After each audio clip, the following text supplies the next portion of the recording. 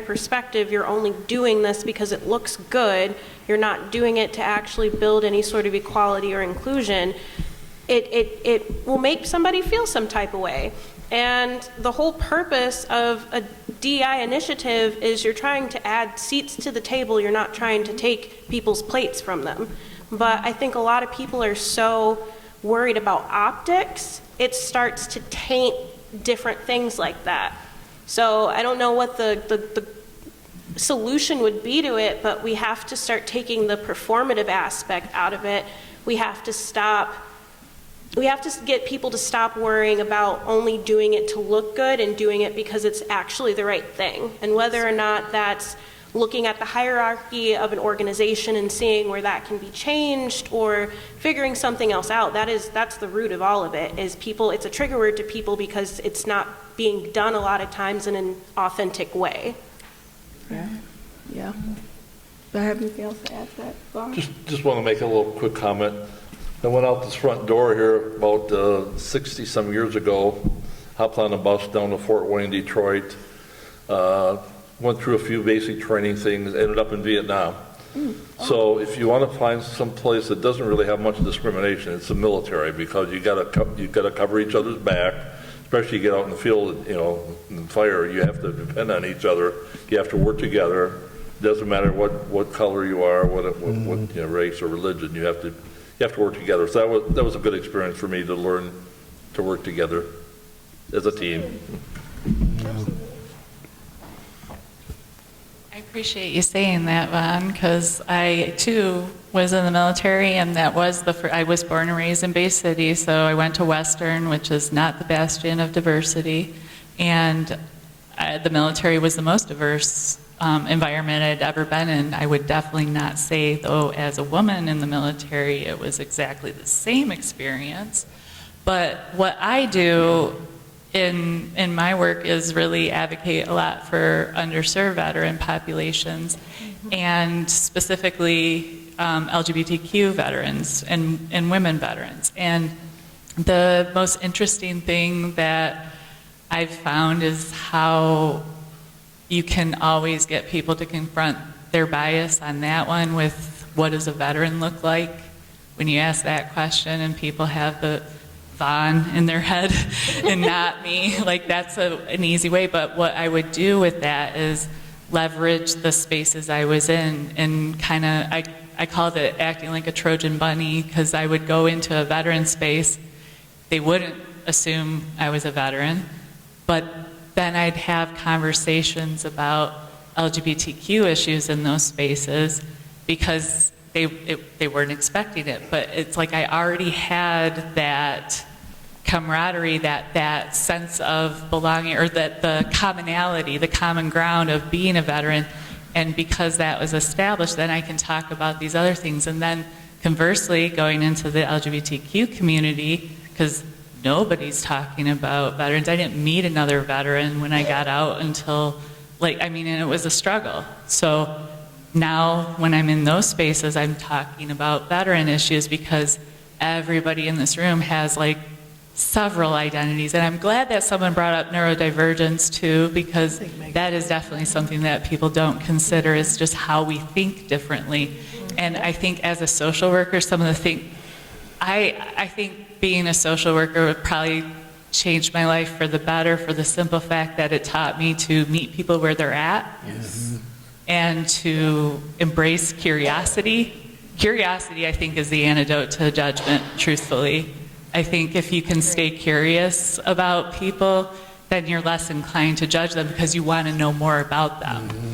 And so that's just been probably the thing that's been the most useful for my career and just my life.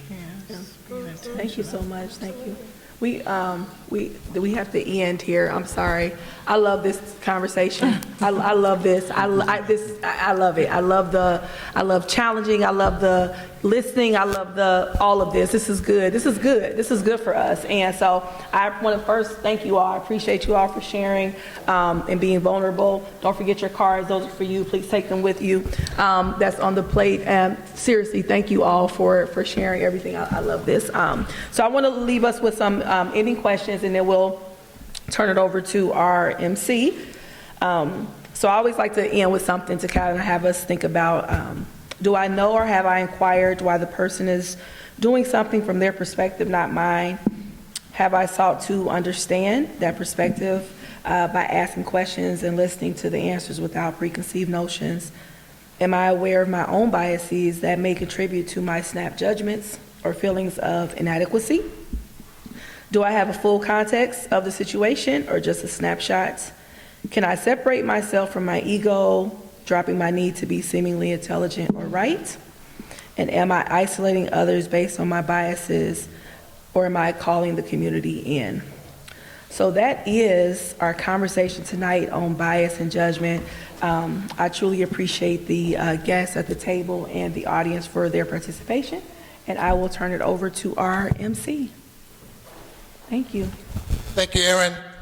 I just want to reiterate something that Erin was saying. You know, I've gone to many of these, and truly, your participation in the audience make a world of difference in these environments. Got the panelists who did a great job, but really, we talked about having these difficult conversations. They're not easy.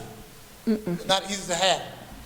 But hopefully you walk out of this door being a better person than when you came in.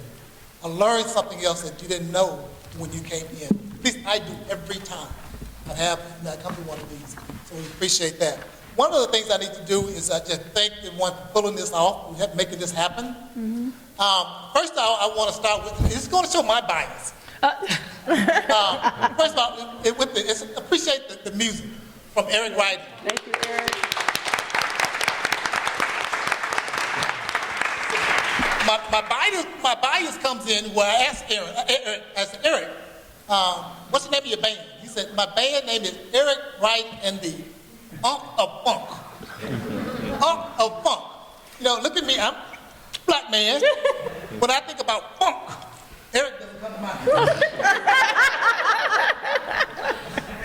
But so right away. And he's so funky. And he's really. He told me about other places he's playing, so stop by and talk to him and find out where's he playing next, because he is Uncle Funk. And also for the desserts and refreshment we had, we just want to thank Benny's Pizzeria, Natalie's Sweet Delights, and the Gourmet Cupcake Shop for those delicious. Give them a hand for work.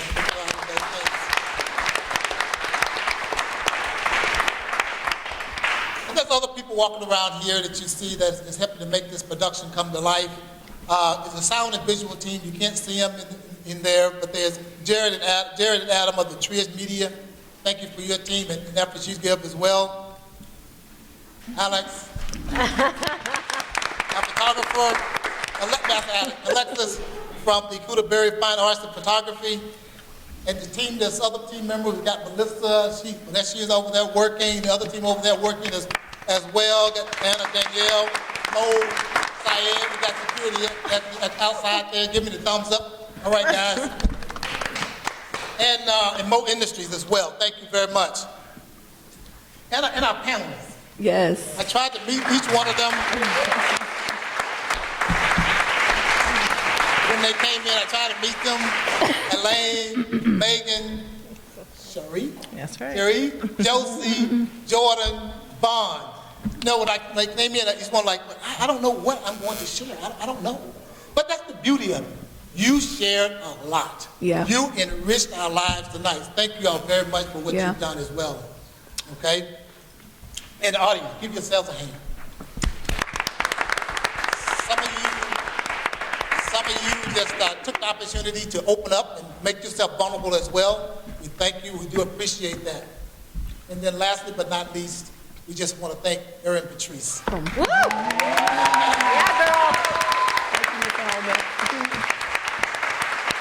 Just for following her heart and bringing these type of venues alive in our communities. In Midland, now Bay City. Yeah, Bay City. Bay City. Thank you very much, Bay City. Thank you, Diane. That's right. And then just this facility, just opening up and let us have this event here at this nice facility. My first time coming here was about a couple of months ago. Very nice. Whoever, she's right there. She helped run this building. I got your name. Rachel. Rachel, thank you very much. And let us be. And we want to make sure we thank the Bay Area Community Foundation for this partnership and for having us here and helping us get this space. So, yeah. Thank you very much. Now the other challenge for you is two things. One is, first and most of all, you all get home safely. Please. And the next one is, go out and tell someone else about what you've experienced tonight. Whether it was good or whether it was bad. Yeah, tell me if it's. Tell them. Hopefully it was good. And then we can continue to have these conversations. And guess what? We got another event coming up soon. Yes. It's going to be the third of this 6-part series. It's called Empathy with Tolerance. That's going to be in May 14th. Mark your calendar. May 14th, right back here. So thank y'all very much for Thank you, coming out everybody. tonight. Thank you. This was a tough one. Oh, Megan, I love it. I love it. Listen, I love this conversation. Did you realize that I like that? That was my mother. I'm so sorry.